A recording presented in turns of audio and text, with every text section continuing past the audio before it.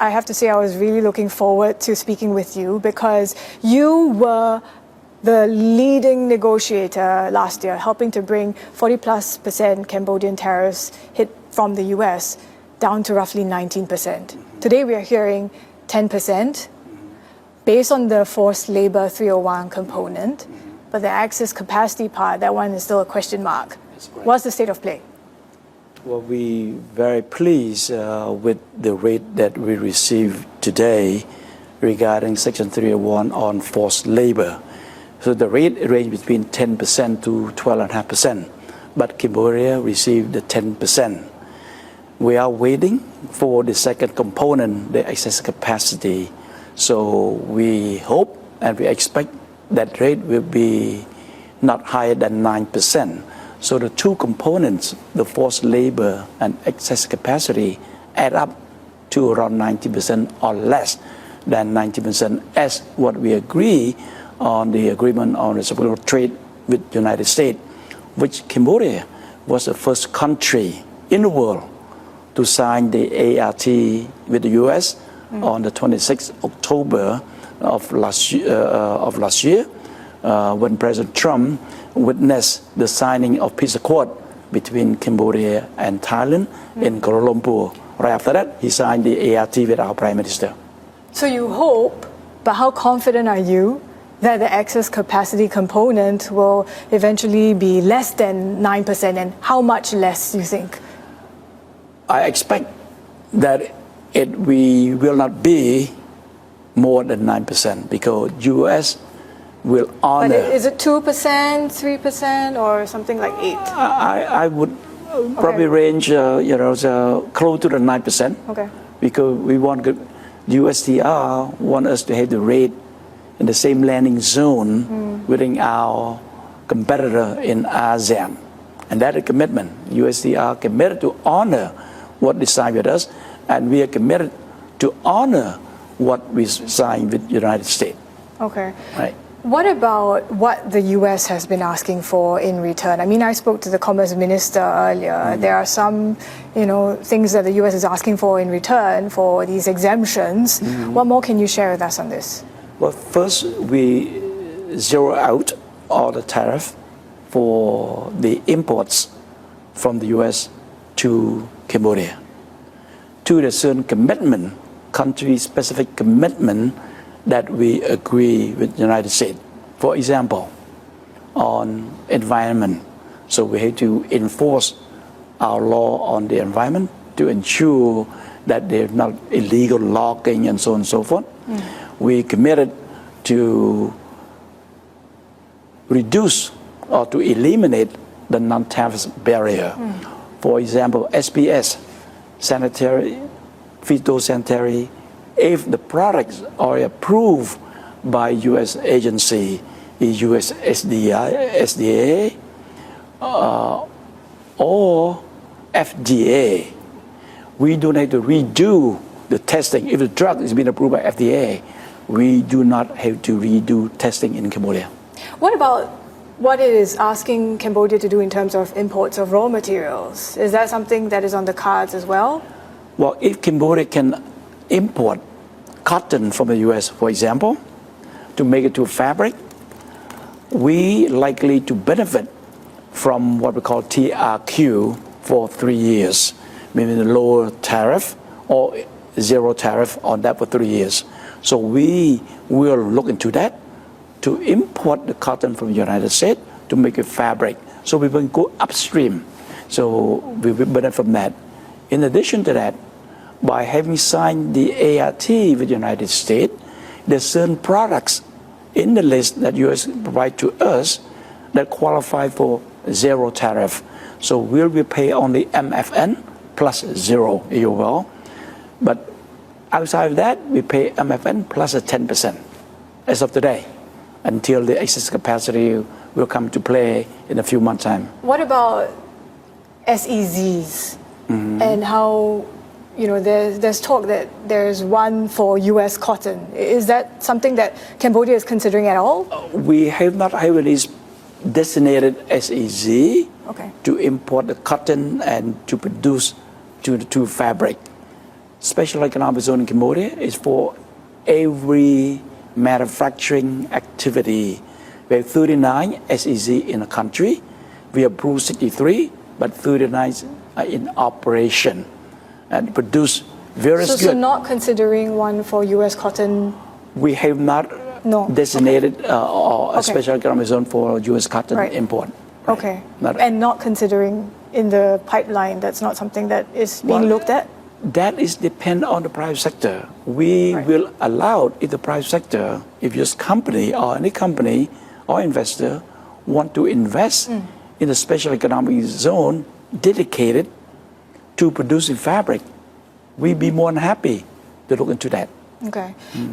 What is the longer term vision for Cambodia's special economic zones? Because you have dozens of them. I think what? 39 in operation. And then 60 in total. 63 has been approved, but 39 in operation. And so we expect that they will continue, the remaining will build the special economic zone so we can attract more the FDI into the country. But the FDI into the country does not necessarily have to go to the special economic zone. They receive the same benefit. Our investment law is the most liberal investment law in ASEAN. We provide up to 9 years tax holiday. We allow 100% ownership of a foreign investor in Cambodia. Every economic sector in Cambodia is open to a foreign investor. There's no exchange control in Cambodia. That is very attractive, I have to say. But what about the governance issues within the country and how maybe this scam crackdown, is that also affecting investments into Cambodia?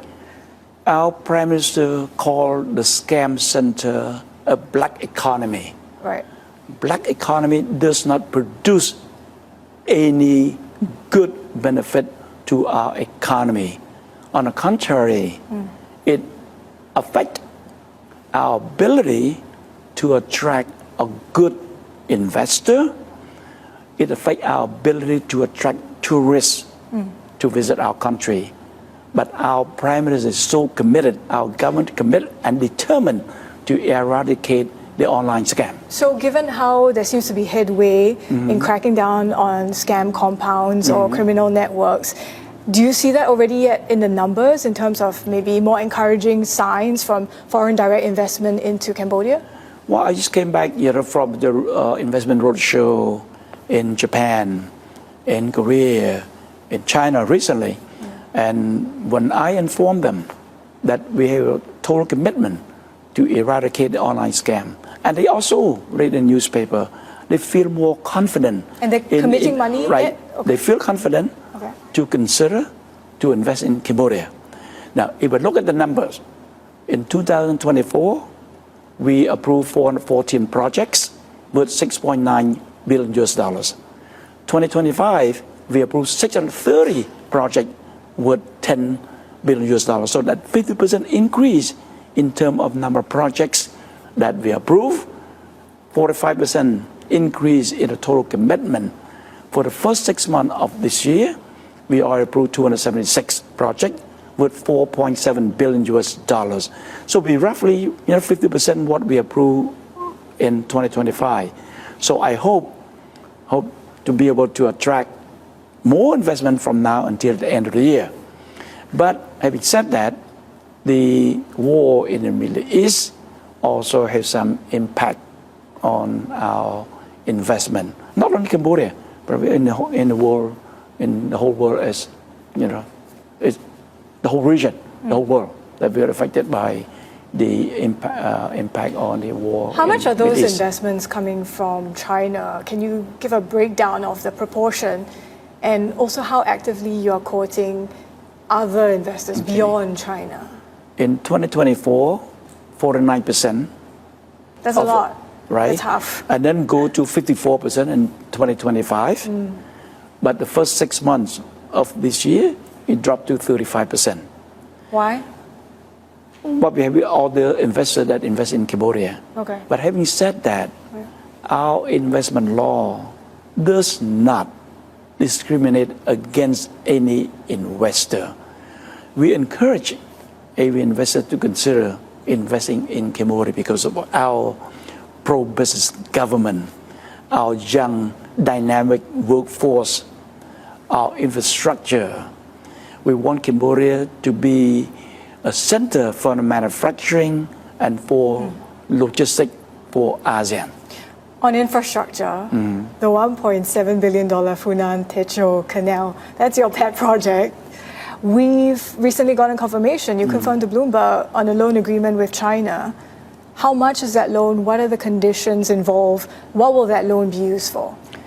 We get approval from China for $200 million loan to build the ship lock and irrigation in the canal itself, around $200 million. The term is very good, 1.25% interest rate, 20 years loan period. That for that ship lock.